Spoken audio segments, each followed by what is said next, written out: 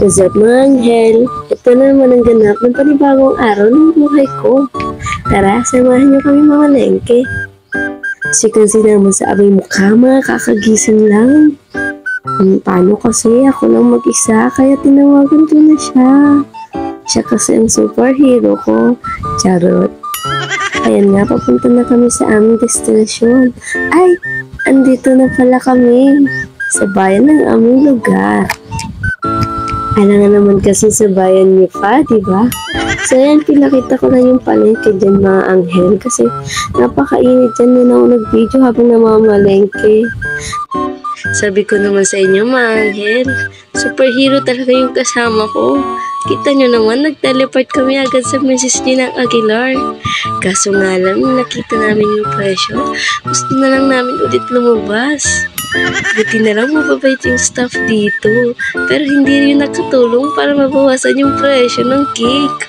So no choice kami, kaya pumili na lang din kami. Kahit napakamahal ng cake, itong superhero ko napakasaya pa rin, hindi kasi siya ang bibili. Nagka-uwi na nga kami, mag-iingis na ako ng manok na binili ko. Alang naman binili ng mama mo, edi magalit pa siya.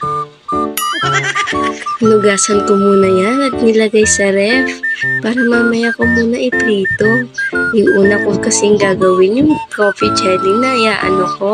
Ayan, may pat-transition pa pero wali. Tingnan niya naman, luto na agad. Pinag-mix-mix ko lang yung mga ingredients dyan. Tsaka ko na rin nilagay sa ref. Pinekos-mekos na nga ni ate mo. After niya, naisipan ko muna ang gawin yung spaghetti. Ayan, pinakita ko muna ang ingredients. Nag-slice na ako ng dog hat. Hindi ko na pinakita kung paano ko ginawa yung spaghetti. Hindi naman ito cooking show. Ayan, pinito ko na ang chicken ni ate mo. Alam niyo na din kung anong mangyayari dyan. Malamang maluluto. Puro wings pala ang pinabili sa akin. Kasi after daw namin kainin ito, lilipat daw kaming lahat. Charot. Sinalang ko na nga ang chicken. Mamaya luto na din yan. Yan, papunta na nga kami sa aming destinasyon. Magda-night swimming pala kami. Kanya-kanya na kami nang gagawin dyan. Itong ate ko, inayos na yung mga handa. At itong dalawang ate ko naman, tinutusok na yung mga dog hat. At inihaw na rin yung bangus. Ito naman kami, kumakanta lang.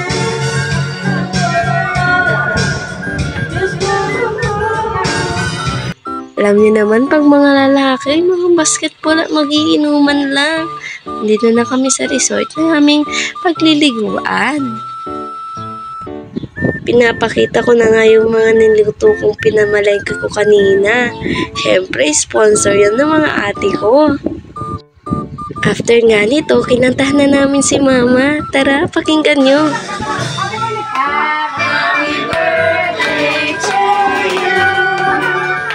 Happy birthday to you. Happy birthday, happy birthday, happy birthday to you. Go. One, two, three, go. Happy birthday to you. Happy birthday to you. Happy birthday, happy birthday, happy birthday to you.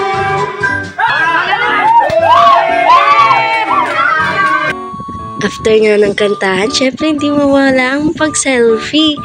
At time to kainan na. Ayan ang pinakahihintay ng lahat kasi gutom na din kaming lahat. Nantay nga lang namin yung iba dyan kasi late na ngang nakapunta. So after nga namin kumain, kanya-kanya na ding swimming ito. Pati din pala kayong magpabook dito. At ang kagandahan nito, pag mag-isa lang kayong pamilya, mas sulit nyo yung pool. May intermission pa nga ang aking pamangkin eh. Panoorin natin.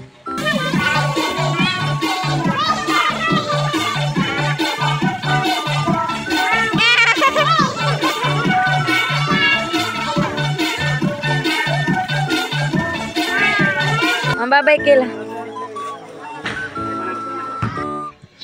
Dito ko na nga din tatapusin itong video na to.